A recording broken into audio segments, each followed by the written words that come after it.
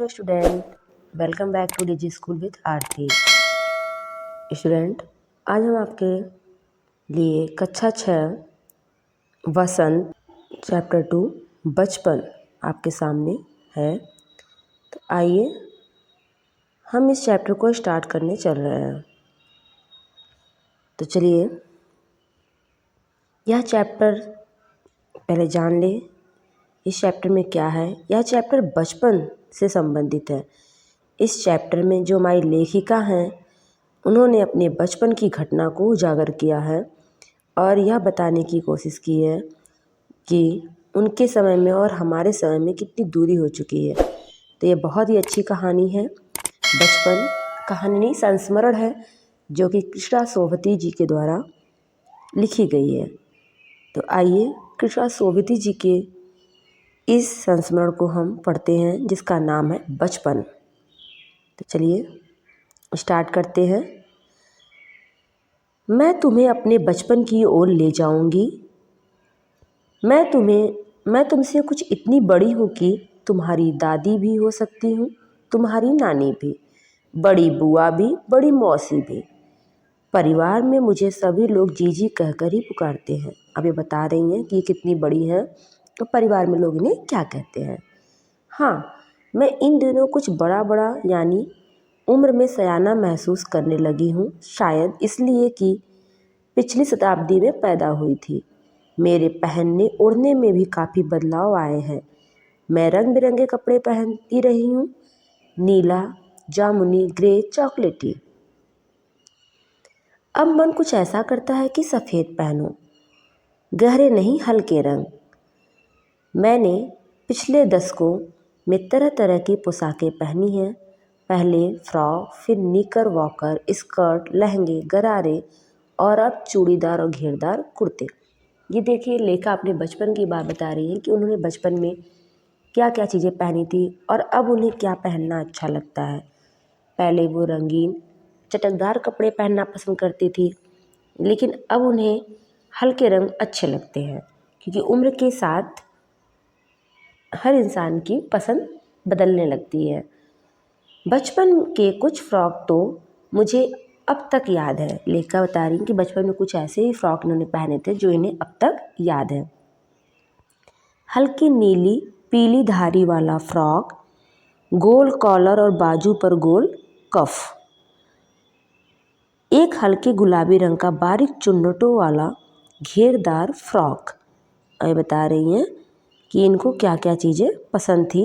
नीचे गुलाबी रंग की फ्रिल इनके फ्रॉक की विशेषता है। ये इन दिनों फ्रॉक के ऊपर की जेब में रुमाल और बालों में इतराते रंग बिरंगे रिबन का चलन था। अब बता रही हैं कि उन दिनों किस चीज़ का चलन था। लेमन कलर का बड़े प्लेटों वाला गर्म फ्रॉक, जिसके नीचे फर टकी थी। फर ये गर्म करता है। 2 ट्यूनिक भी याद है, एक चॉकलेट रंग का और अंदर की कोटी प्याजी, दूसरा ग्रे और उसके साथ सफ़ेद कोटी। अब ये बता रही हैं कि इनके पास 2 ऐसे भी ट्यूनिक तो जो अभी चल रहा है, कोट वाले आपकी जो टॉप्स होते हैं वो। मुझे अपने मोजे और स्कार्टिंग भी याद है। अभी बता रही हूँ इनको अपने मोजे स्कार्टिंग भी याद है, जो पैरों में पहने जाते हैं। बचपन में हमें अपने मोजे खुद धोने पड़ते थे, वह नौकर या नौकरानी को नहीं दिए जा सकते थे, इसकी सख्त मनाही थी। ये बता रही हैं कि बचपन में इनको अपने मोजे खुद धुलने पड़ते थे, क्योंकि इसे धुलने की मनाही थी, नौकर नौकरानी के द्वारा धुलवाने की मनाही थी। हम बच्चे इतवार को सुबह इसी में लगाते हैं। ये बता रही हैं कि हम बच्चे इतवार की सुबह में इसी में लगा देते, मतलब संडे के दिन की बात हो रही है। धो लेने के बाद अपने अपने जूते पॉलिश करके चमकाते। जब जूते कपड़े या ब्रश से रगड़ते तो पॉलिश की चमक उभरने लगती। अभी बता रही हैं कि जब ये कपड़ों वाले जूते को मतलब जूते को ब्रश से रगड़ती थी तो इनका जूता चमकने लगता था। सरवर मुझे आज भी बूट पॉलिश करना अच्छा लगता है। बता रही कि हालांकि इनको आज भी क्या है अच्छा लगता है बूट पॉलिश करना। हालांकि अब नई नई किस्म के शू आ चुके हैं। कहना होगा कि ये पहले से कहीं ज़्यादा आरामदेह हैं। हमें जब नए जूते मिलते उसके साथ ही छालों का इलाज शुरू हो जाता है। ये बता रही हैं कि पहले के जूते कितने सख्त हुआ करते थे और आज बहुत ही आरामदायक जूते आ गए हैं। जब कभी लंबे सैर पर निकलते अपने पास रुई ज़रूर रखते। जूता लगा तो रुई मोजे के अंदर, मतलब जूते से यदि इनको रगड़ लगती तो जो रुई साथ में होती थी वो जूते के अंदर डाल लेते थे। हाँ, हमारे तुम्हारे बचपन में बहुत फ़र्क हो चुका है, बिल्कुल फ़र्क हुआ है ये। हम शनिवार को ऑयली ऑयल या कस्टर्ड ऑयल पीना पड़ता। हर शनिवार को इनको क्या पीना पड़ता था? कस्टर्ड ऑयल या फिर ऑयली ऑयल, मतलब या तो इनको सरसों का तेल या फिर अरंडी का तेल इनको पीना पड़ता था। यह एक मुश्किल काम था। शनिवार को सुबह से ही नाक में इसकी गंध आने लगती। शनिवार को ही, क्योंकि इनको शाम को पीना पड़ता इसलिए इनको सुबह से ही इसकी गंध आने लगती थी। छोटे शीशे के गिलास जिन पर ठीक खुराक के लिए निशान पड़े रहते, उन्हें देखते ही मितली होने लगती। मतलब जैसे छोटे बच्चे होते हैं ना, वो पीते हैं सिरप, उस पर दिया होता है ना 5 ml 10 ml 15 ml, जिसकी लेखा बता रही हैं कि उस गिलास पे निशान लगे होते कि किसको कितना पीना है। मुझे आज भी लगता है कि अगर हम ना भी पीते वह शनिवारी दवा तो कुछ ज़्यादा बिगड़ने वाला नहीं था, सेहत ठीक ही रहती। लेखा क्या करिए कि यदि ये शनिवारी दवा मतलब वो तेल ना भी पीते तो कुछ बिगड़ने वाला नहीं था। तुम्हें बताऊंगी कि हमारे समय और तुम्हारे समय में कितनी दूरी हो चुकी है, यहाँ तक कि बचपन की दिलचस्पियाँ भी बदल गई हैं। अब लेखा बताने जा रही हैं कि उनके समय में क्या चीज़ें थी और आज क्या चीज़ें हैं। वो किस चीज़ से मनोरंजन करती थी और आज बच्चे किस चीज़ से मनोरंजन करते हैं। याद रहे उन दिनों कुछ घरों में ग्रामोफोन थे, रेडियो और टेलीविज़न नहीं थे। मतलब लेखा बता रही हैं कि इनके समय में रेडियो और टेलीविज़न का चलन नहीं था, सिर्फ ग्रामोफोन थे। हमारे बचपन की कुल्फ़ी आइसक्रीम हो गई है, कचौड़ी समोसा पैटीज में बदल गया है, सहतूत और फालसे और खसखस के शरबत कोक पेप्सी में। कि इनके समय में कचौड़ी समोसे बहुत पसंद करते थे बच्चे और आज के बच्चे क्या है, पैटीज वगैरह पसंद करते हैं और सहतूत और फालसे के शरबत की जगह कोक पेप्सी पसंद करते हैं। उन दिनों कोक नहीं, लेमनेड बिमटो मिलती थी उस समय। ये लेमनेड बिमटो भी एक लिक्विड है जो कि पी जाती थी। शिमला और नई दिल्ली में बड़े हुए बच्चों को बेगर्स और डेविडो रेस्ता की चॉकलेट और पेस्ट्री मज़ा देने वाली होती। वो बता रही हैं उन दिनों जो शिमला और दिल्ली के जो बच्चे थे, बड़े बच्चे, उनको बेगर्स और डेविडो रेस्ता की चॉकलेट और पेस्ट्री ही अच्छी लगती थी। हम भाई बहनों की ड्यूटी लगती शिमला मॉल से ब्राउन ब्रेड लाने की इनकी ड्यूटी लगती थी। हमारा घर मॉल से ज़्यादा दूर नहीं था, एक छोटी सी चढ़ाई और गिरजा मैदान पहुंच जाते। वहां से एक उतराई उतरते और मॉल पर कन्फेक्शनरी काउंटर पर तरह तरह की पेस्ट्री और चॉकलेट की खुशबू मनभावनी। ये बता रही हैं कि क्या क्या चीज़ें वहाँ पर मिलती थी। हमें हफ्ते में एक बार चॉकलेट खाने की छूट थी। सबसे ज़्यादा मेरे पास ही चॉकलेट टॉफ़ी का स्टॉक रहता। मैं चॉकलेट लेकर खड़े खड़े कभी ना खाती, घर लौटकर साइड बोर्ड पर रख देती और रात के खाने के बाद बिस्तर में लेटकर मज़ा ले लेकर के खाती। लेखा बता रही हैं कि उनके समय में, जैसे हम लोग के टाइम में बचपन में क्या है कि हर किसी को चॉकलेट मिल जाता है आसानी से और आप पर डे खा सकते हो, हर दिन आप खा सकते हो, लेकिन उनके टाइम में ऐसा नहीं था। उन्हें हफ्ते में एक ही बार चॉकलेट खाने की छूट होती थी। शिमला के काफल ही बहुत याद आते हैं। खट्टे मीठे काफल क्या है, एक फल है जो कि उन्हें बहुत याद आते हैं। ये जो ऐसे शब्द आपको आ रहे हैं, लेखा के समय में क्या क्या चीज़ें कैसी थी, उस पर आप अंडरलाइन करते चलिए, क्योंकि यहीं से हमें क्वेश्चन आंसर मिलेंगे। और यदि आपको हमारा वीडियो पसंद आ रहा है तो लाइक कीजिए और मिलता रहे, हमारे हर वीडियो का नोटिफिकेशन मिलता रहे, और अपने और दोस्तों में हमारे वीडियो को शेयर कीजिए।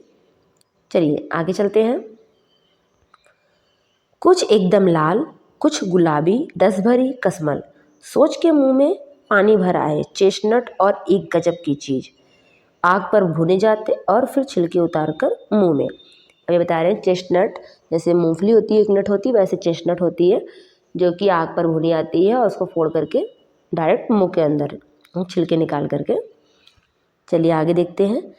चने जोर गरम और अनारदाने का चूड़। हाँ, चने जोर गरम की पुड़िया तो तब तब थी, वह अब भी नजर आती है। पुराने कागजों से बनाई हुई इस पुड़िया में निरा हाथ का कमाल है। नीचे से तिरछी लपेटते हुए ऊपर से इतनी चौड़ी कि चने आसानी से हथेली पर पहुंच जाएं। एक वक्त था जब फिल्म का गाना चना जोर गरम बाबू मैं लाया मज़ेदार, चना जोर गरम उन दिनों स्कूल के हर बच्चे को आता था। मतलब एक फिल्म का गाना था चना जोर गरम बाबू लाया मज़ेदार। कुछ बच्चे पुड़िया पर तेज मसाला बुरकवाते, पूरा गिरजा मैदान घूमने तक यह पुड़िया की। एक एक चना पापड़ी मुंह में डालने और एक कदम उठाने में एक खासी लय रफ्तार थी। वो होता है ना, चलते चलते खाना पसंद करते हैं। छुटपन में हमने शिमला रिज पर बहुत मज़े किए, घोड़ों की सवारी की है। शिमला के हर बच्चे को कभी न कभी यह मौका मिल ही जाता था। अब लेखा बता रही हैं कि शिमला का हर बच्चा क्या घोड़े की सवारी करता था। आगे देखते हैं। हम जाने क्यों घोड़ों को कुछ कमतर करके समझते, उन पर हंसते थे। ननिहाल के घोड़े खूब हष्ट पुष्ट और खूबसूरत, उनकी बात फिर कभी। अभी अपने ननिहाल के बारे में बता रही हैं कि वहाँ के घोड़े हष्ट पुष्ट हुआ करते थे, उसके बारे में फिर कभी। शाम को रंग बिरंगे गुब्बारे, सामने जाखू का पहाड़, ऊंचा चर्च। जाखू पहाड़ आपका कहाँ है? शिमला में है। चर्च की घंटियाँ बजती तो दूर दूर तक उनकी गूंज फैल जाती। लगता इसके संगीत से प्रभु यीशु स्वयं कुछ कह रहे हैं। मतलब जो घंटियाँ बजती थी उसमें ऐसी संगीत निकलती थी कि लगता था कि स्वयं प्रभु यीशु ही कुछ कह रहे हैं। सामने आकाश पर सूर्यास्त हो रहा है। गुलाबी सुनहरी धारियां नीले आकाश पर फैल रही है। दूर दूर फैले पहाड़ों के मुखड़े गहराने लगे और देखते देखते बत्तियां टिमटिमाने लगी। रिज की रौनक और माल की दुकानों की चमक भी क्या कहने। स्कैंडल पॉइंट की भीड़ से उभरता कोलाहल, जैसे कहीं का जगह जो फेमस होता है ना, वैसे ही वहाँ का स्कैंडल पॉइंट फेमस था। जैसे आपके दिल्ली का Chandni Chowk. Server scandal point के ठीक सामने उन दिनों एक दुकान हुआ करती थी जिसके शोरूम में शिमला कालका ट्रेन का मॉडल बना हुआ था। उसकी पटरियाँ, उस पर खड़ी छोटे छोटे डिब्बों वाली ट्रेन, एक और लाल टीन की छत वाला स्टेशन और सामने सिग्नल देता खंभा, थोड़ी थोड़ी दूर पर बनी सुरंगें। वो बता रही हैं कि उसमें स्कैंडल पॉइंट के ठीक सामने एक दुकान थी और वहाँ उस शोरूम पे उसका मॉडल लगा हुआ था। किसका? शिमला कालका ट्रेन की। पिछली सदी में तेज रफ्तार वाली गाड़ी वही थी। कौन? शिमला कालका ट्रेन। कभी कभी हवाई जहाज भी देखने को मिलते। दिल्ली में जब भी उनकी आवाज़ आती बच्चे उन्हें देखने बाहर दौड़ते, क्योंकि आपका शिमला दिल्ली से लगा हुआ है। दिखता एक भारी भरकम पक्षी उड़ा जा रहा है पंख फैलाकर। जैसे जहाज की बात की जा रही है कि वो एक भारी भरकम पक्षी की तरह लगता है, ऐसे लगता है कि अपना पंख फैलाकर उड़ा जा रहा है। यह देखो और वह गायब। जैसे वो ऐसा वो लोग बच्चे देखने के लिए निकलते तो वैसे वो गायब। क्यों? क्योंकि उसकी स्पीड ही इतनी तेज लगती। हाँ, गाड़ी के मॉडल वाली दुकान के साथ एक और ऐसी दुकान थी जो मुझे कभी नहीं भूलती है। वो बता रही हैं जहाँ पे वो गाड़ी का मॉडल लगा हुआ था शिमला कालका ट्रेन की, वहाँ एक और दुकान थी जो लेखा को कभी नहीं भूलती। अब देखते हैं क्यों नहीं भूलती। यह वह दुकान थी जहाँ मेरा पहला चश्मा बना था। वहाँ आँखों के डॉक्टर अंग्रेज़ थे। बहुत पहले के टाइम की बात हो रही है, तो वहाँ के आँखों के डॉक्टर कौन थे? अंग्रेज़ थे। शुरू शुरू में चश्मा लगाना बड़ा अटपटा लगा। छोटे बड़े जो मेरे चचेरे भाई, मतलब इनके चचेरे भाई, मेरे चेहरे की ओर देखते और कहते, आँखों में कुछ तकलीफ़ है? इस उम्र में ऐनक? दूध पिया करो। मैं डॉक्टर साहिबा का कहा दोहरा देती, कुछ देर पहनोगी तो ऐनक उतर जाएगी। जैसे डॉक्टर कहते हैं ना चश्मा लगने पे कि कुछ टाइम तक आप पहनेंगे तो चश्मा उतर जाएगा, सेम वही बात वो अपने बात को दोहरा दिया करती थी। अपने छोटे जो भी उनसे पूछता कि आँखों में कुछ तकलीफ़ है क्या। वैसे डॉक्टर साहिबा ने पूरा आश्वासन दिया था, लेकिन चश्मा तो अब तक नहीं उतरा। इनका कहना है कि डॉक्टर, उनका तो स्वभाव होता है, वो बोलते हैं कि अगर आप कंटिन्यूसली काम करोगे तो आपको जल्दी आराम मिल जाएगा। तो वही वो कह रही हैं। नंबर बस कम ही होता रहा, मैं अपने आप इसकी जिम्मेवार हूँ। अब वो बता रही है कि चश्मे का नंबर कम होने को कौन कहे, वह नंबर बल्कि बस कम होता ही रहा, मतलब बढ़ता ही गया होगा। और इसके लिए वो अपने आप को ही जिम्मेदार मानती हैं। क्यों मानती हैं?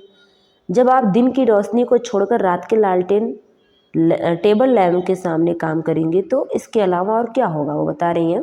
जब दिन की रोशनी में काम ना करके रात के लालटेन या फिर टेबल लैम्प के उजाले में काम किया जाएगा तो आँखों में तो प्रॉब्लम होनी ही होनी है। हाँ, जब पहली बार मैंने चश्मा लगाया तो मेरे एक चचेरे भाई ने मुझे छेड़ा, देखो देखो कैसी लग रही है। मतलब उनके भाई ने उन्हें छेड़ते हुए बोला, देखो देखो कैसी लग रही है। देखो कैसी लग रही है। आँख पर चश्मा लगाया ताकि सूझे दूर की। इस कोटेशन को अच्छे से देखिएगा क्योंकि इसका एक हमारे आंसर ही मिलेगा। यह नहीं लड़की को मालूम सूरत बनी लंगूर की। आँख पर चश्मा लगाया ताकि सूझे दूर की, या नहीं लड़की को मालूम सूरत बनी लंगूर की। मैं खिजी की, मुझ पर यह क्यों दोहराया जा रहा है, पर शेर बुरा ना लगा। मतलब जो बच्चे ने कहा था वो बुरा ना लगा। जब वह चाय पीकर चले गए तो मतलब उनके भाई, चचेरे भाई चाय पी करके चले गए तो मैं अपने कमरे में जाकर आईने के सामने खड़ी हो गई। कई बार अपने को देखा, ऐनक उतारी, फिर पहनी, फिर उतारी, देखती रही। अब लेखा क्या बता रही हैं कि जब इनके भाई चाय पीकर चले गए तो ये आईने के सामने गई और अपने आप को उस आईने में देखती रही कि क्या ये उन्होंने जो मुझे चढ़ाया वो सही है। सूरत बनी लंगूर की, नहीं नहीं हाँ हाँ, मतलब वो अपने आप को शीशे में देख करके ये बातें कर रही हैं कि हाँ हाँ नहीं नहीं। चलिए आगे देखते हैं। मैंने अपने छोटे भाई का टोपा उठाकर सिर पर रखा। कुछ अजीब लगा, अच्छा भी और मजाकिया भी। तब की बात थी, अब तो चेहरे के साथ घुल मिल गया है चश्मा। जैसे स्टार्टिंग में जब लगाते हैं नया नया कोई भी चीज़, नई नई चीज़ें होती है अटपटी लगती है, लेकिन अब वो उस चश्मे के साथ घुल मिल गई हैं। जब कभी उतारा हुआ है तो चेहरा खाली खाली लगने लगता है। जैसे कोई चीज़ कंटिन्यूसली करो तो वो चीज़ का हैबिचुअल हो जाता है इंसान। तो वैसे लेखा के बता रही हैं कि अब उनका चेहरा उसका हैबिचुअल हो चुका है। जब कभी निकाल देती है तो उनका चेहरा कैसा लगता है, अटपटा लगता है। याद आ गया वह टोपा, काली फ्रेम का चश्मा और लंगूर की सूरत। हाँ, इन दिनों शिमला में मैं सिर पर टोपी लगाना पसंद करती हूँ। मैंने कई रंगों की जमा कर ली है। कहाँ दुपट्टों का ओढ़ना और कहाँ सहज सहल सुभीते वाली हिमाचली टोपियाँ। लेखा क्या बता रही हैं कि अब दुपट्टों को ओढ़ना छोड़ करके उनको टोपियाँ लगाना पसंद है और उन्होंने कई रंगों की इसे इकट्ठा कर रखी है। क्यों? क्योंकि ये अच्छी भी लगती हैं और सहज भी होती हैं, पहनना आसान भी होता है। तो चलिए, ये थी हमारी आज की कहानी जो कि कृष्णा सोबती जी के द्वारा लिखी गई थी। और कहानी पढ़कर आपको अच्छा लगा होगा, बचपन की याद आ गई होगी और हमारे और इनके समय में कितना अंतर है वो भी देखने को आप मिला होगा हमें। जैसे लेखा बता रही है कि हमारे और आपके समय में अंतर है, तो ये बात सच है। तो इस कहानी से लेखा ने अपने बचपन की घटनाओं को उजागर किया, अपने बचपन और हमारे बचपन के बीच में क्या किया है, तुलनात्मक, इस कहानी को या संस्मरण को तुलनात्मक ढंग से हमारे सामने रखा है। तो चलिए, इस कहानी को आप लोग अच्छे से पढ़िएगा। नेक्स्ट वीडियो में हम इसका प्रश्नोत्तर लेकर आएंगे और उसे करेंगे। तो आज के लिए बस इतना ही।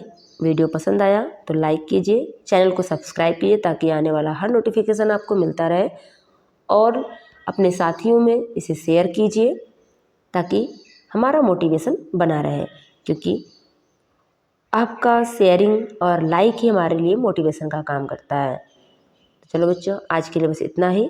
Thank you.